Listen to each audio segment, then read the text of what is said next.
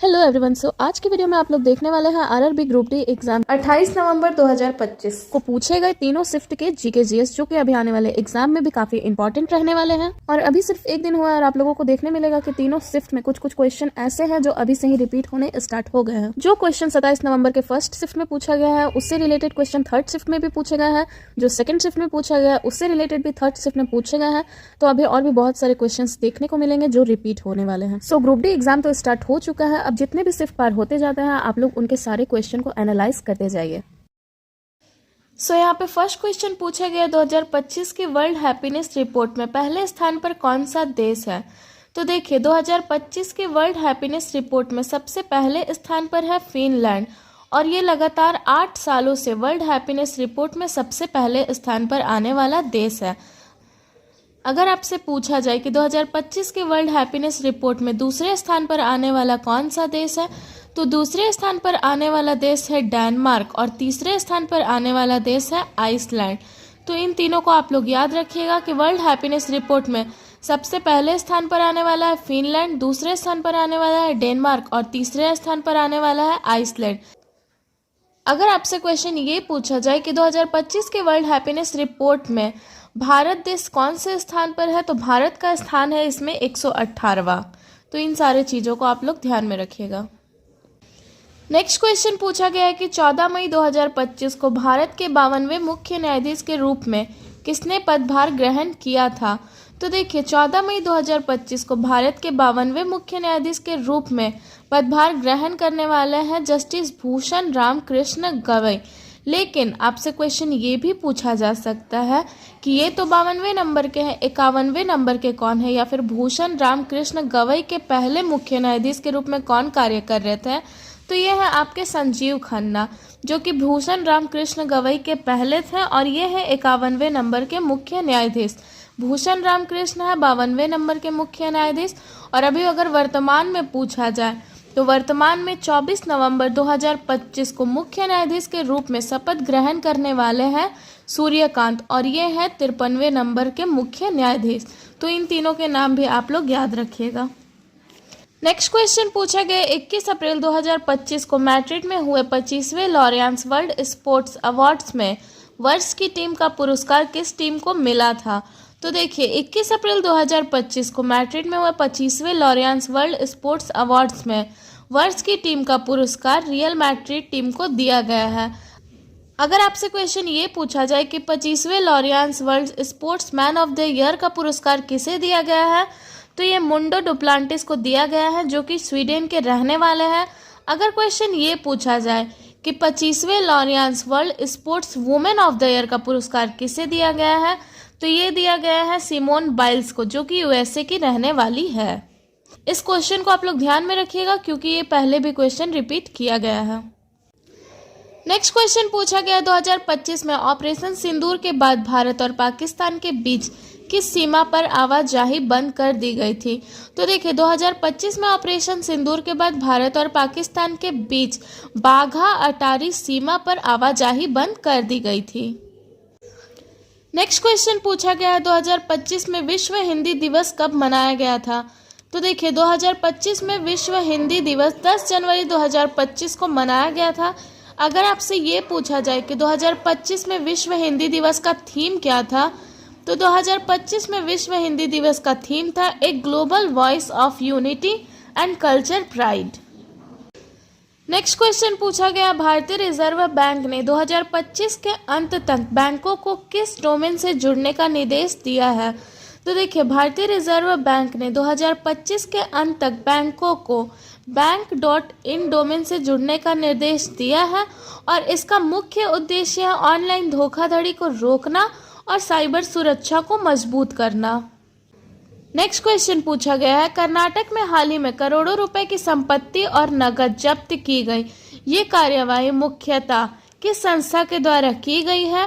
तो ये कर्नाटक में आपका जो करोड़ों रुपए का संपत्ति और नकद को जब्त किया गया है ये कर्नाटक के लोकायुक्त के द्वारा किया गया है और इसमें कुल 35.31 करोड़ की संपत्ति को जब्त किया गया। नेक्स्ट क्वेश्चन पूछा गया है यदि 15 ओम और 5 ओम के दो प्रतिरोधों को श्रेणी क्रम में जोड़ा जाए और उनके सिरों के बीच विभवांतर 12 वोल्ट हो तो परिपथ में प्रवाहित धारा कितनी होगी।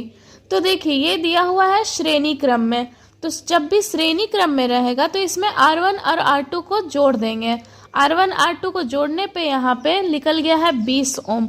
अब ओम का नियम क्या कहता है, तो ओम का नियम का फॉर्मूला है V = IR, जिसमें आपका V दिया हुआ है और R दिया हुआ है। यहाँ पे I यानी कि एम्पियर निकालना है, तो I = V/R करके V यहाँ पे क्या दिया हुआ है आपका 12 वोल्ट दिया हुआ है, R निकला है यहाँ पे 20 ओम, और इसको ऐसे डिवाइड करने पे यहाँ पे 0.6 यहाँ पे I यानी कि एम्पियर निकल गया, और यही आपका आंसर होगा।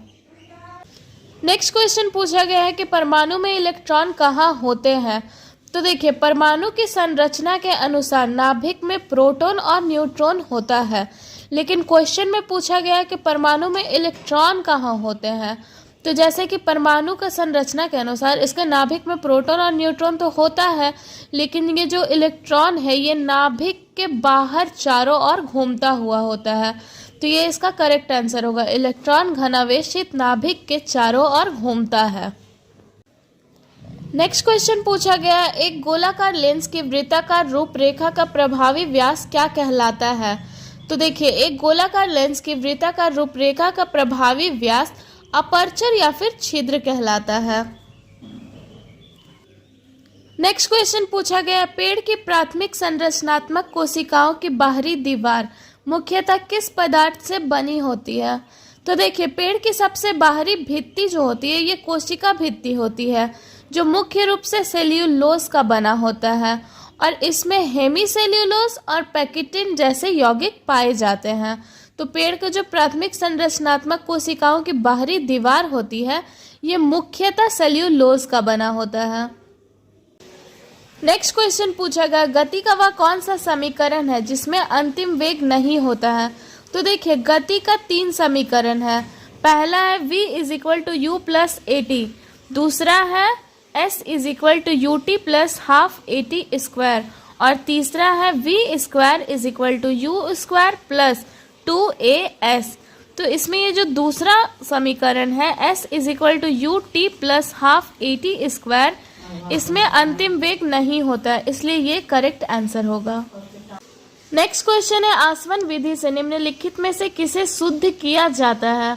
तो देखिए आसवन विधि से द्रव जैसे पानी या नमक पानी का मिश्रण और कम क्वथनांक वाली वस्तुओं को शुद्ध किया जाता है, जिसमें आपका जिंक, कैडमियम और पारा आता है। नेक्स्ट क्वेश्चन पूछा गया, निम्नलिखित में से ध्वनि के बारे में कौन सा कथन सही है। तो इस क्वेश्चन में 2 कथन दिए गए थे, जिसमें से पहला कथन है ध्वनि अयांत्रिक है, तो ये कथन बिल्कुल ही गलत है। दूसरा कथन है ध्वनि के लिए किसी माध्यम की आवश्यकता होती है, तो ये कथन सही है, तो ये आंसर करेक्ट होगा। इसके साथ ही ध्वनि जो होता है ये ठोस, द्रव और गैस में चल सकता है, लेकिन ये निर्यात यानी कि ये वैक्यूम में नहीं चल सकता है। नेक्स्ट क्वेश्चन पूछा गया, जब एथेन को ब्रोमीन के साथ पराबैंगनी प्रकाश या उष्मा में मिलाया जाता है तो क्या बनता है। तो देखिए जब एथेन को ब्रोमीन के साथ पराबैंगनी प्रकाश या उष्मा में मिलाया जाता है तो ethyl bromide plus hydrogen bromide बनता है। नेक्स्ट क्वेश्चन पूछा गया, ग्लोबल स्टार्टअप इकोसिस्टम रिपोर्ट 2025 के अनुसार भारत में सबसे अधिक स्टार्टअप वाला शहर कौन सा है। तो ग्लोबल स्टार्टअप इकोसिस्टम रिपोर्ट 2025 के अनुसार भारत में सबसे अधिक स्टार्टअप वाला शहर है बेंगलोर, और ये वैश्विक स्टार्टअप शहरों में 10वें स्थान पर है। नेक्स्ट क्वेश्चन पूछा गया, निम्नलिखित में से कौन सा यौन रोग विषाणु से होता है, जिसमें ऑप्शन में दिया हुआ था HIV, ह्यूमन इम्यूनोडिफिशियंसी वायरस। ये शरीर की प्रतिरक्षा प्रणाली को यानी कि इम्यून सिस्टम को कमजोर कर देता है और आगे चलकर ये एड्स का कारण बनता है। नेक्स्ट क्वेश्चन पूछा गया, पाचन तंत्र में भोजन करने के बाद कठोर भोजन का क्या होता है। तो पाचन तंत्र में भोजन करने के बाद कठोर भोजन का डाइजेशन यानी कि पाचन होता है। ये काफी नॉर्मल सा क्वेश्चन था। नेक्स्ट क्वेश्चन है, यदि प्रजनन स्वास्थ्य यानी कि अच्छा हो तो गर्भाशय में क्या परिणाम होगा। तो देखिए यदि प्रजनन यानी कि स्वास्थ्य अगर अच्छा होगा तो जाहिर सी बात है जो भी बालक या बालिका पैदा होगा वो स्वस्थ पैदा होगा। नेक्स्ट क्वेश्चन पूछा गया है, भारत सरकार ने 100 तटीय क्षेत्रों के लिए मुख्य रूप से कौन सी पहल शुरू की है? तो भारत सरकार ने 100 तटीय क्षेत्रों के लिए मुख्य रूप से जलवायु अनुकूल तटीय मछुआरा गांव योजना की पहल शुरू की है और ये योजना प्रधानमंत्री मत्स्य संपदा योजना का हिस्सा है। नेक्स्ट क्वेश्चन पूछा गया, 2025 में हुए कलिंग सुपर कप 2025 में किस भारतीय फुटबॉल क्लब ने जीत दर्ज की थी? तो ये जो 2025 का कलिंग सुपर कप है ये 3 मई 2025 को इसका आयोजन किया गया था और इसका आयोजन कलिंग स्टेडियम भुवनेश्वर उड़ीसा में किया गया था, जिसमें 2 टीम FC गोवा और जमशेदपुर FC के मध्य हुआ था और इसमें गोवा FC ने जमशेदपुर FC को 3-0 से हरा दिया। अगर आपसे इसमें विजेता पूछा जाए तो इसमें विजेता वाली टीम है गोवा FC और अगर उप विजेता पूछा जाए तो उप विजेता वाली टीम है जमशेदपुर FC। नेक्स्ट क्वेश्चन पूछा गया, पौधे के सभी भाग समान मात्रा में वृद्धि क्यों नहीं करते हैं? तो पौधे के सभी भाग समान मात्रा में वृद्धि इसलिए नहीं करते हैं क्योंकि पौधों में वृद्धि का मुख्य कारण ऑक्सीन हार्मोन होता है और जब किसी भी पौधे में सामान्य रूप से प्रकाश पड़ रहा है तो उनका जो छायांकित भाग होता है उसमें ऑक्सीन एक जगह एकत्रित हो जाता है। इससे छाया वाले भाग में कोशिकाओं की लंबाई में अधिक वृद्धि होती है और पौधा उसी दिशा में मुड़कर बढ़ने लगता है और इस घटना को प्रकाश अनुवर्तन यानी कि फोटोट्रोपिज्म कहते हैं। तो इसका करेक्ट आंसर ये होगा कि पौधे के सभी भागों तक समान मात्रा में प्रकाश का नहीं पहुंचना, इसीलिए पौधों के सभी भाग में समान मात्रा में वृद्धि नहीं होती है। नेक्स्ट क्वेश्चन पूछा गया है, आर्किमिडीज के सिद्धांत के अनुसार उत्प्लवन बल के बारे में कौन सा कथन सही है? तो देखिए आर्किमिडीज के सिद्धांत के अनुसार उत्प्लवन बल ये वो ऊपर की ओर से लगने वाला बल है जो किसी द्रव में डूबी हुई वस्तु पर कार्य करता है और किसी वस्तु का वजन कितना कम हो जाता है जब उसे किसी तरल पदार्थ में डुबाया जाता है। ये खोआ हुआ भार वास्तव में विस्थापित द्रव के भार के बराबर होता है और इसके साथ ही आर्किमिडीज के सिद्धांत का उपयोग सबमरीन यानी कि पनडुब्बी को डिजाइन करने के लिए किया जाता है। तो ये सारे क्वेश्चन पूछे गए हैं 28 नवंबर के सेकंड शिफ्ट में। तो इन सारे क्वेश्चंस को आप लोग देखते जाइए, इनसे रिलेटेड चीज़ों को भी पढ़ते जाइए। इन्हें रिपीट भी किया जा सकता है और इनसे रिलेटेड क्वेश्चन भी पूछे जा सकते हैं।